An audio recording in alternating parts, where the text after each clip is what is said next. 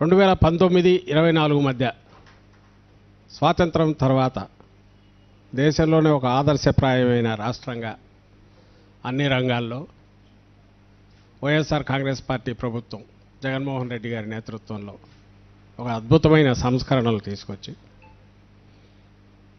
ముఖ్యంగా అందులో వ్యవసాయ ఆధారిత దేశం మంది వ్యవసాయ ఆధారిత రాష్ట్రం అన్నపూర్ణగా పేరు పొందిన ఆంధ్రప్రదేశ్ రైతు రాజ్యం ఇది. అలాగే రైతులకు అంత పెద్దపీట వేసి గతంలో ఎన్నడూ కనీ విని ఎరుగని రీతిలో ఫార్మర్కు విత్తనం నుంచి విక్రయం దాకా మార్కెట్ వరకు ప్రతి చోట చేదోడుగా హ్యాండ్ హోల్డింగ్ చేస్తూ 5 ఏళ్లలోనే దాదాపు 20 ఏళ్ల డెవలప్మెంట్ తీసుకొచ్చిన జగన్మోహన్ రెడ్డి గారు ఆ 5 ఏళ్ల తర్వాత ఒక్కసారిగా గత ఎన్నికల్లో ఫలితాలు అందరికీ తెలుసు. ఈ కొత్త ప్రభుత్వం కూటమి పేరుతో తెలుగుదేశం పార్టీ నేతృత్వంలో చంద్రబాబు గారి ఆధ్వర్యంలో ఏర్పడిన ప్రభుత్వం ఏర్పడి సంవత్సరం దాటింది. 15 నెలల్లోనే మొత్తంగా 5 ఏళ్లలో నిర్మించిన ఒక వ్యవస్థల పరంగా కానీ లేదా అన్ని వర్గాల సంక్షేమం రీత్యా కానీ వాళ్ళ సాధికారతను పెంచే దిశగా కానీ జగన్మోహన్ రెడ్డి గారు చేసిన మార్పులన్నింటినీ విధ్వంసం చేసి ఈరోజు ఒక అరాచకం మాత్రమే ఉందనడానికి ఎక్కడ తగిలినా అది విద్య కావచ్చు, వైద్యం కావచ్చు, ఇప్పుడు తాజాగా మనం ఏ ఇష్యూ గురించి అయితే మాట్లాడుతున్నామో రైతాంగానికి వ్యవసాయానికి సంబంధించిన సమస్య కావచ్చు, అసలు ప్రభుత్వం అనేది లేదు, అరాచకం తప్ప, లేదా మాఫియా అరాచకాన్ని ఆసరాగా చేసుకొని మాఫియా ముఠాల రాజ్యం నడుస్తుంది. ఎక్కడ సంక్షోభం లేకపోయినా సృష్టించి దాంట్లో ఏ రకంగా కమిషన్లు దండుకోవాలా, ఆర్టిఫిషియల్ క్రైసిస్ క్రియేట్ చేసేనా అన్నదానికి ఏదైనా ఒక ఉదాహరణ చక్కటిది చెప్పాలంటే ఇప్పుడు యూరియా ఫర్టిలైజర్ ఇష్యూ రాష్ట్రంలో తలెత్తింది. ముఖ్యమంత్రి మాటల్లోనే చెప్తున్నాడు యూరియాకు సమస్య లేదు, కావాల్సినంత ఉందని. అండ్ సాగు రీత్యా చూస్తే 100 ఎకరాలకు సాగు కావాల్సింది 60 ఎకరాలు కూడా కాల, అంటే 60% కూడా లేదు. ఏది సమయానికి అందకపోవడము, దానికి తోడు ప్రకృతి దీన్ని కూడా తోచి వర్షాలు అయితే విపరీతంగా పడినా, వర్షాలు ఎక్కువయ్యో అతివృష్టి అనావృష్టి వల్ల 2 దెబ్బలు పడి రైతాంగం పునారిల్లిపోయింది. ఉన్నంతలో ఏదైనా వ్యవసాయం చేసుకుందామంటే దానికి అవసరమైన విత్తనం కానీ ఎరువులు కానీ అవి సమయానికి దొరకట్లేదు. ఎక్కడైతే గవర్నమెంట్ రోల్ ఉందో ప్రభుత్వం దాని పాత్ర అవసరమో అక్కడ పూర్తి చేతులు ఎత్తేసింది చంద్రబాబు నాయుడు ప్రభుత్వం. దానికి నేను ఇంతకుముందు చెప్పినట్టు ఉదాహరణగా ప్రత్యక్ష సాక్ష్యం వచ్చి ఎరువుల కొరత. ఈ ఎరువుల కొరత లేదని ముఖ్యమంత్రి చెప్తున్నాడు, కానీ క్యూలు అయితే ప్రతి డిపో దగ్గర లేక కొనుగోలు కేంద్రాల దగ్గర పొద్దున నుంచి రాత్రి వరకు దాని చుట్టూ కాళ్ళు అరిగేటట్టు తిరుగుతున్నారు. 14కు ముందు 19కు ముందు ఉన్న పరిస్థితి అప్పుడు ఫోటోలు చూసేవాళ్ళం, చెప్పులు వరుసగా క్యూలో ఉండేటివి. మళ్ళీ ఎప్పుడు వస్తుందో తెలియదు ఎరువు అని, రాత్రి వరకు ఉండాల్సి వచ్చేది, కాళ్ళు అరిగేటట్టు తిరగాల్సి వచ్చేది. సేమ్ అదే పరిస్థితి మళ్ళీ వచ్చింది. మరి కొరత లేదని నువ్వు అంటున్నావు, సాగు జరగట్లే జరగాల్సినంత, మరి ఎక్కడికి పోయినా ఎరువులు అంటే వీళ్ళే అక్రమ నిల్వలను పెంచి బ్లాక్ మార్కెటింగ్ అని ఎంకరేజ్ చేస్తున్నారు. వీళ్ళంటే ఎవరు? తెలుగుదేశం పార్టీ ఎమ్మెల్యేలు, నాయకులు, వాళ్ళు కార్యకర్తలుగా పిలుచుకునేవాళ్ళు, ఇంకా వాళ్ళ మీద డిపెండ్ అయి పెరిగిన ఈ అక్రమ వ్యాపారులు వీళ్ళు. ఇది ఈరోజు మాఫియా రూలింగ్ నడుస్తుంది. ఎక్కడ ఏ డిపో దగ్గర చూస్తే ఏ పరిస్థితి ఉంది అని మొన్న కూడా వరుసగా మనం ఎత్తి చూపుతున్నాం. ఇప్పటికే ప్రెస్ కాన్ఫరెన్స్లు పెట్టాం, ప్రభుత్వం మీద ప్రెజర్ తీసుకొచ్చాము, రైతులు కూడా రోడ్డు ఎక్కుతున్నారు. వాటన్నిటి ఫలితంగా మొన్న ముఖ్యమంత్రి చంద్రబాబు నాయుడు వచ్చి ఏం చేశాడంటే మీ రైతుల్లాగా ఉండండి, రాజకీయాలు చేయొద్దని హెచ్చరించాడు. ఎవరన్నా ప్రశ్నిస్తే మిమ్మల్ని బొక్కలో వేస్తామని కూడా అన్నాడు. బొక్కలో వేస్తామనే మాటే వాడాడు. అది ఈరోజు ఇక్కడ పరిస్థితి. ఫేక్ ప్రచారాలు చేస్తున్నారు. మీరంతా వైఎస్ఆర్సీపీ వాళ్ళు ముద్ర వేసి వాళ్ళను పోలీసులు పట్టుకుపోయి పోలీస్ స్టేషన్లో కూర్చోబెడుతున్నారు. ఈ దశలో ఏం చేయాలి అని అంటే ఈ వాయిస్ గట్టిగా వినిపించాలి. రాష్ట్రంలో రైతాంగం ఇప్పుడు ఎదుర్కొంటున్న సమస్య ఇదే కాదు, కొన్ని ప్రాంతాల్లో ఎక్కడైతే ఇది లేకపోతే క్రాప్ ఇన్సూరెన్స్ ఇష్యూ ఉంది. అలాగే లాస్ట్ క్రాప్ నష్టపోయిన దానికి ఇంతవరకు ఇన్పుట్ సబ్సిడీ రాలేదు, మద్దతు ధరలు లేవు. మన కర్నూలు అంతకుముందు మిర్చి, పొగాకు, మామిడి జగన్మోహన్ రెడ్డి గారు అడుగు వేసి బయటకు వస్తానన్నప్పుడు హడావుడిగా కేంద్రానికి ఒక లెటర్ రాయడం, ఇంకా యుఎన్ఓకు రాయట్లా, రేపు అది కూడా మొదలు పెడతారనుకుంటా, అంతర్జాతీయ దానికి కూడా యుఎన్ఓకు రాసి ఏదో వాళ్ళ బాధ్యత అయినట్టు. నువ్వేం చేస్తున్నావు ఇక్కడ? నువ్వు రాష్ట్ర ప్రభుత్వం అధినేతగా, ఇక్కడ రాష్ట్ర ప్రభుత్వము నువ్వేం చేయాలి? ఇమ్మీడియట్ సమస్య రాగానే వాళ్ళు పిలిచి కూర్చోబెట్టి మాట్లాడాలి. ఏ రకంగా ఆదుకోగలను, బియాండ్ అవర్ లిమిట్స్ అయితే ఎస్ ఇంతవరకు మీకు చేదోడు వాదులుగా ఉంటాం అని చెప్పాలి. చేయగలిగితే తాను ముందుండి తీసుకొని, రాష్ట్ర ప్రభుత్వం చేయలేని పని ఒక ఇండివిజువల్ రైతు ఎట్లా చేస్తాడు? నీకుంటుంది, నీకున్న వనరులు యూజ్ చేసుకొని స్టాక్ పెట్టచ్చు, కొంతకాలం మూవ్ చేయొచ్చు, లేదా నష్టాన్ని భరించే శక్తి ఉంటుంది కొంతవరకు. నువ్వు ఆ ప్రయత్నం ఏదైనా చేసావంటే అది చేయట్లేదు. మద్దతు ధరలు ఎక్కడా లేవు, గాలికి వదిలేశారు.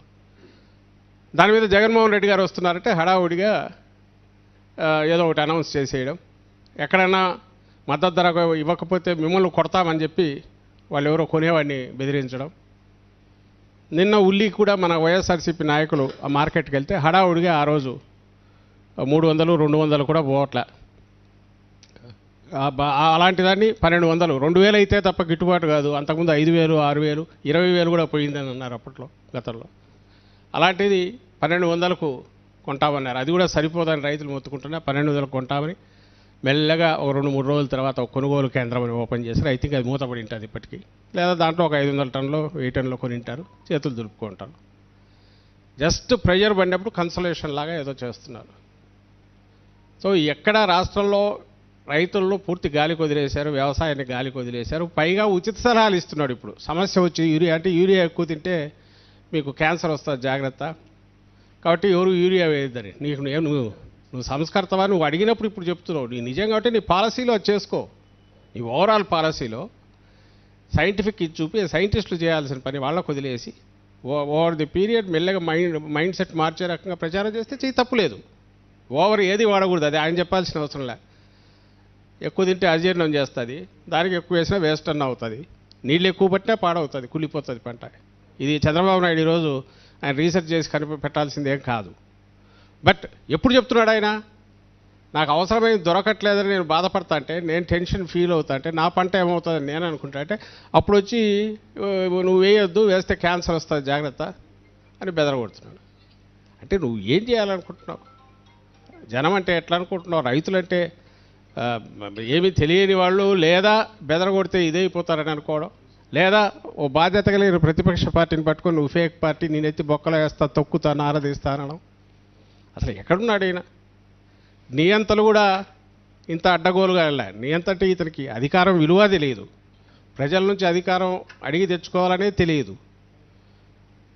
ఒక డెమోక్రటిక్ అప్రోచ్ వదిలేసి భయము లేదు. ఎందుకంటే తను ఎప్పుడైనా ప్రజల నుంచి అధికారం తెచ్చుకుంటే కదా, ఎప్పుడు ఎవడో ఒకటి మీద ఆధారపడో, ఒకటి మీద డిపెండ్ అయ్యో, ఇంకోటి పంచం చేయరో, ఇంకోటి వెనక నిలబడో, ఆసరాతోనో, లేదా వెన్నుపోటు పొడిచో అధికారం లేకొచ్చినాడు. అయినందువల్ల అధికారం విలువ తెలియదు, బాధ్యత లేదు, ప్రజల పట్ల బాధ్యత ఉండాలనే స్పృహ లేని చంద్రబాబు నాయుడు ఈరోజు బెదరగొట్టాలని చూస్తున్న నేపథ్యంలో, హెచ్చరికలు చేస్తున్న నేపథ్యంలో, ఇంకా తప్పనిసరి అందరూ ఒక ర్యాలీగా వెళ్ళి ఇది రియల్ సమస్య, మీరు తెలుసుకొని దీన్ని ఇమీడియట్ పరిష్కరించండి, సమస్య మీరు క్రియేట్ చేసింది, మీ మాటల్లోనే యూరియా కొరత లేదంటున్నారు, మరి అయినా కొరత అందట్లా కావాల్సినంత అంటే బ్లాక్, దాన్ని అరికట్టండి అని చెప్పడం కోసం ఒక శాంతియుతమైన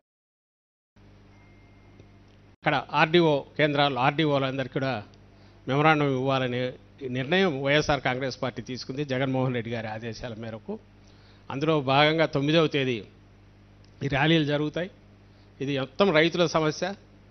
దాదాపు రాష్ట్రంలో 2/3 జిల్లాలు ఇక్కడి వరకు మన బాగా acute shortage in the sense వీళ్ళు క్రియేట్ చేసింది. బ్లాక్ మార్కెట్ 200-300 ఎక్స్ట్రా ఇస్తే తప్ప బ్యాగ్ దొరకట్లా. సో మిగిలిన చోట్ల కూడా మద్దతు ధరల ప్రాబ్లమ్స్ ఉన్నాయి. ఇప్పుడు టమాటా కూడా ప్రాబ్లం మొదలైంది, మద్దతు ధర దొరక్క. ఉల్లి ఆల్రెడీ ఉంది, బత్తాయి వీటికి అదే ప్రాబ్లం ఉంది, బొప్పాయి ప్రాబ్లం ఉంది, అన్ని చోట్ల ఉంది. గవర్నమెంట్ చేయాల్సిన, జగన్మోహన్ రెడ్డి గారు ఆ రోజు చిన్నపాటి ఇది రాగానే ఇమ్మీడియట్ ఏం చేయగలమనేది చూసేవాళ్ళు, ఎంత చేయగలమనేది తర్వాత. ముందు ఫస్ట్ ఎస్ ఉన్నాం, మేమున్నామనే భరోసా ఇవ్వాలి. తీసి మార్కెట్ ఇంటర్వెన్షన్కి అదే పనిగా సపరేట్ నిధి పెట్టి 3,000 కోట్లు ఎప్పుడు అవసరమైనా గవర్నమెంట్ వెళ్ళి ముందు కొంత ప్రొక్యూర్మెంట్ స్టార్ట్ చేసి ప్రైవేట్ వాళ్ళు కూడా దిగేట్టు మోటివేట్ చేయడం, ఎంకరేజ్ చేయడం చేసేది. లేదా ప్రైవేట్ వాళ్ళతో కూర్చోబెట్టి మాట్లాడేది. జగన్మోహన్ రెడ్డి గారు స్వయంగా కూర్చొని మాట్లాడేవాళ్ళు. అది ఆ రోజు జరిగింది. ఈయనకు తీరిక ఎక్కడుంది? ఈయనకు కమిషన్ల రాజ్యం, ఏ రూట్లో క్రైసిస్ వస్తే ఆదాయం పెరుగుతుంది, సంక్షోభం వస్తే ఆదాయం పెరుగుతుంది. కాబట్టి సంక్షోభం క్రియేట్ చేసైనా ఆదాయం ఎట్లా పెంచుకోవాలా, తనకు తన వెనకబడి ఉండే వాళ్లకు, మాఫియా ముఠాకు, ఈ తెలుగుదేశం పార్టీ అని పిలువబడే వాళ్ళందరికీ ఎవరైతే ఉన్నారో ఇలాంటి వాళ్ళందరూ కలిసే దోపిడీ ముఠా తయారైపోయిన ఆ పొలిటికల్ పార్టీ పేరుతో తయారైన ఆ పార్టీ కార్యకర్తల నాయకులు, లేదా వాళ్ళు సెంట్రలైజ్డ్, వాళ్ళు ఎట్లా బాగుపడాలి, తను కోటరీ, వీటి మీద దృష్టి తప్ప ఈ 4 ఏళ్లలో దీపం ఉండగానే ఇల్లు ఎట్లా దిద్దుకోవాలా అనే దీంతో ఉన్నారు తప్ప రాష్ట్రం గురించి పట్టించుకోవడంలో వచ్చిన పరిస్థితిని ఛాలెంజ్ చేస్తూ ఒక ప్రెజర్ తీసుకురావడానికి శాంతియుతంగా డెమోక్రటిక్గా చేసే ర్యాలీలో మొత్తం అందరూ పాల్గొనాలి. వైఎస్ఆర్సీపీ శ్రేణులు పాల్గొంటాయి, దాంతోపాటు రైతులు, అలాగే రైతు సంక్షేమం కోరుకునే అన్ని శక్తులు, వ్యక్తులు, సంస్థలు కూడా కలిసి రావాలని కోరుతున్నాం. ఆ విధంగా ప్రెజర్ తెచ్చి మెడలోంచితే తప్ప ఈ ప్రభుత్వం కొంతలో కొంత అయినా ఈ సమస్యలు పరిష్కరించడానికి, ముఖ్యంగా ఇప్పుడున్న ఈ 2-3 సమస్యలు, యూరియాకు సంబంధించి బ్లాక్ మార్కెటింగ్ ఆపి